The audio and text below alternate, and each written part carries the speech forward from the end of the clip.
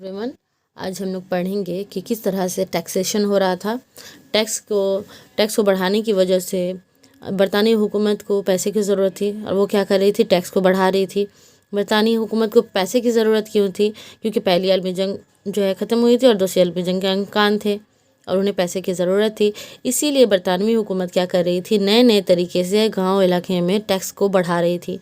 इस चीज़ के खिलाफ़ क्या होता है, हर छोटे छोटे गांव में हिंदुस्तान में बगावत शुरू हो जाती है। इस बगावत को रद्दअमल करते हुए गांधी जी बीत जाते हैं और हर इलाके में अलग अलग तरीके से बगावती की जाती है। आज हम लोग पढ़ेंगे खेदा सत्याग्रह के बारे में। तो खेदा क्या है? खेदा एक जगह है गुजरात में, गुजरात का रीजन है, जहाँ पे क्या था कि जहाँ के किसान जो थे ज़्यादातर कपास फूड ग्रेन और टोबैको की खेती करते थे।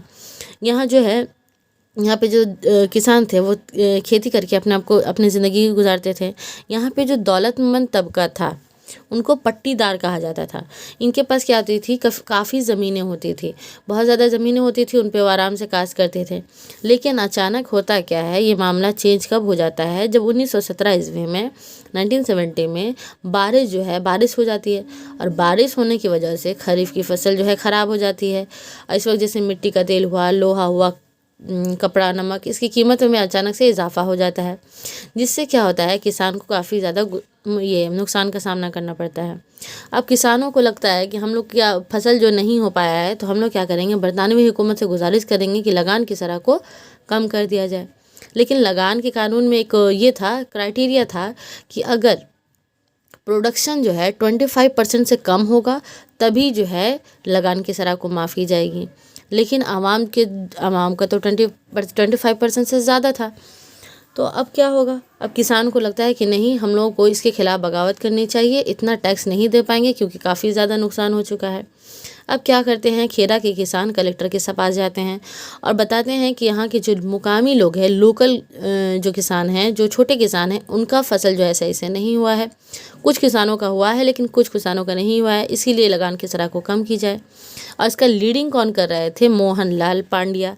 वो शुरू करते हैं खेड़ा में इस चीज़ को, टैक्स के खिलाफ़।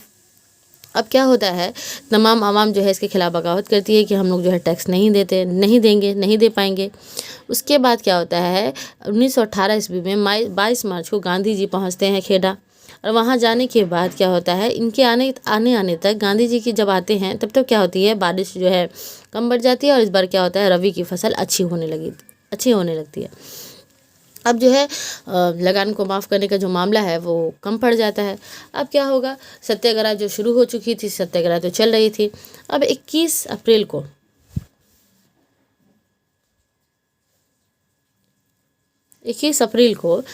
सत्याग्रह जो है एकदम पीक पे पहुंच जाता है। आवाम जो है हल्फ उठाने लगती हैं कि हम जो है कि ये नहीं देंगे, टैक्स नहीं देंगे। कुछ किसानों का तो फ़ायदा हुआ रहता है, तो जिन किसानों का फ़ायदा होता है, जिन लोगों ने अच्छा उगाया था, वो लोग क्या करते हैं, टैक्स भर देते हैं।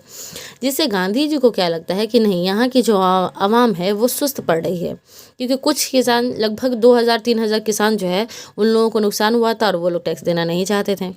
इसीलिए गांधी जी क्या करते हैं, देखते हैं कि गरीब जो किसान हैं उनमें से ज़्यादातर लोग किसान लगान भर चुके हैं। इसीलिए गांधी जी अपनी तहरीक को वापस ले लेते हैं, जिससे क्या होता है, आवाम जो है मायूस हो जाती है कि गांधी जी ने अपना तहरीक वापस ले लिया। लेकिन इसका असर ये पड़ता है कि पहली बार हिंदुस्तान में गांधी जी के नज़रिया जो है पहली बार फूलती फलती है। इसका असर ये होता है, इसका इम्पोर्टेंस ये है कि गांधी जी का जो बगावत थी, ये बगावत जो है कहीं ना कहीं अवाम के अंदर ये चीज़ को उजागर कर रहा था कि हम लोग अपने हक की बात कर सकते हैं। और खेदा के जो किसान थे उसमें से आधा से ज़्यादा किसान इससे इफ़ेक्टेड हुए थे, बाकी लोगों को कोई इफेक्शन नहीं हुआ था। फिर भी क्या होता है, गांधी जी जाते हैं, अपनी बात करती है और इससे क्या होता है, कुछ गाँव में कुछ किसानों की रियायत को माफ़ कर दिया जाता है।